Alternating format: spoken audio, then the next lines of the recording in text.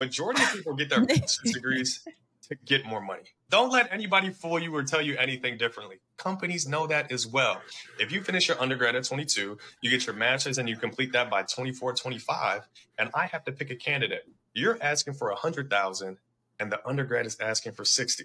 I'm gonna take that 60K. Corporate 101, post-grad. Please understand, just because you get your master's or your PhD without any experience does not mean companies want to hire you. Companies right now in this job market are cutting costs. They understand that if you have your master's degree or your PhD, you're more expensive. You want more money, and they don't want you. As I was approaching my graduation in college, my mom asked me, she said, aren't you going to get your MBA, get your master's in business? I was like, for what? I don't have any experience. We thought about it. She was like, well, yeah, you're right. What's the point of getting a master's degree and you don't know shit? Majority of people get their master's degrees to get more money. Don't let anybody fool you or tell you anything differently. Companies know that as well. If you finish your undergrad at 22, you get your master's and you complete that by 24, 25, and I have to pick a candidate. You're asking for 100,000 and the undergrad is asking for 60. I'm gonna take that 60K. Just because you start stacking degrees and stacking post-grad degrees does not mean a company wants to hire you. Please be cognizant before you get into more debt and take on further education, because in this job market, companies do not care. They're finding the cheaper option, especially if you have no experience yet. Does that make sense? He ate down. Yeah, my boy Kevin ate. And that was spurred by, so there was this other, like Twitter always had a stuff, and I can't find, I'm mad she deleted the post because I was going to use it as a topic, but it was a chick talking about she had a master's, I think it was in security or whatever, and she pretty much been on the help desk for 4 years. And so that made me think about that post because I bookmarked it a while back. And I think that's true because, we talked about this, I think the last time we recorded about when we went live about getting your degree and going to school and stuff. And a lot of people don't have a plan. Like he said, they think that, okay, I want to get my master's in cybersecurity, so I'm going to get a job making $120,000. And I might link this video here. A year or two ago, I reacted to this. It wasn't Forbes. I forgot who's the article, who's the company that did this article. But it was saying these people that get these master's degrees were making $200,000 in cybersecurity. And I kind of pointed out the nuances in the argument. It was like from Berkeley's cybersecurity program, and most of these, like, it's on the West Coast, and then most of the companies that they were working there were on the West Coast. I was like, so that's why they may be getting these higher salaries. And the article, I think, was paid for and endorsed by Berkeley. So I was like, I kind of saw that. But for everybody else, if you don't have a lot of experience, do not try to live up to people who are the anomaly. The exceptions do not make the rule. So you do need to focus on maybe getting some experience or get some experience while you're getting a master's. Like, that's what I was doing. Like, I was in my first cyber job while getting a master's, but my master's wasn't even in like cyber.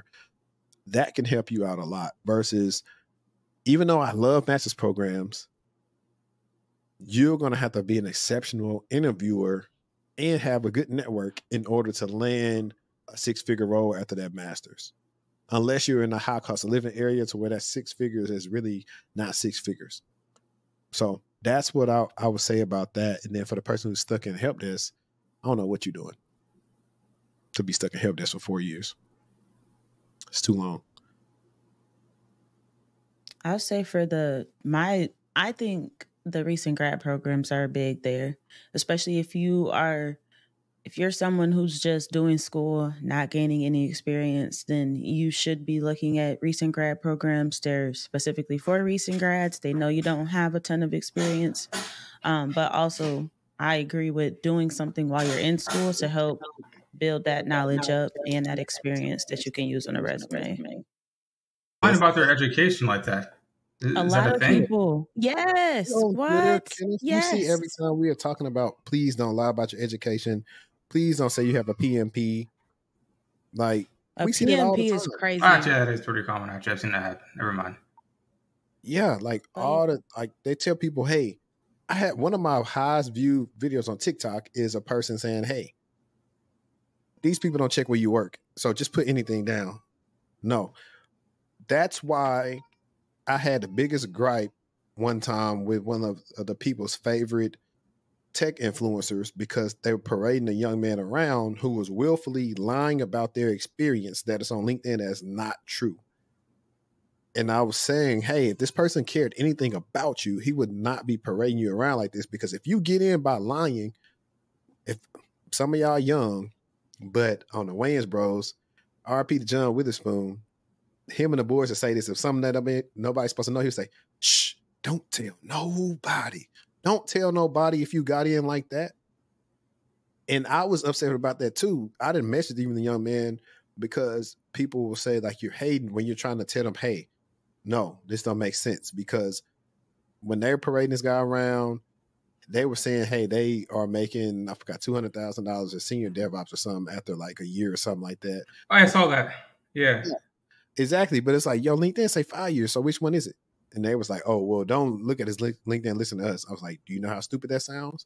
And it wasn't even out of hate. I'm always genuinely concerned about either my clients or stuff like that. So I'm always telling them to do so. Like, if we have to finesse something, it's because it's literally what we have to do because, like, there's nothing else working. And when we finesse something, it's a little bit of finessing. It's not a really big embellishment. And that's what I don't like when this stuff is out here, because to them, oh, embellish, lie about this. Oh, hey, yeah, shoot. And you know what? Hey, comment, get in tech, and I'm going to send you the link to this boot camp because it's all about getting my affiliates and my money from them.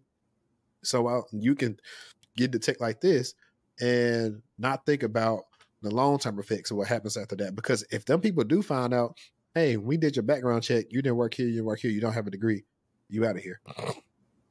Yeah, you wasted all that time. You done got your hopes up thinking it was going to be something. And this is an industry where you have to have integrity, period. It's really that simple. You have to have integrity in this industry. And doing things like that, we talked about this 50 million times. Don't lie on your resume. Because even still, you're going to get in there and you ain't going to be able to answer the questions. They can tell when you don't know. They can tell when you're fishing. Instead of you just saying, I don't know, you just continue to draw yourself into a deeper hole, which they can clearly see. No matter what you think, they can clearly tell that you don't know what you're talking about. Right. Well, and even in this case, they probably could know what they're talking about. It's just the rate of you embellishing so much that it's unbelievable. Because, and then when it comes to us, this world is super small. You start seeing who knows everybody behind the scenes. And so that's why I'm always telling people, hey, do good work,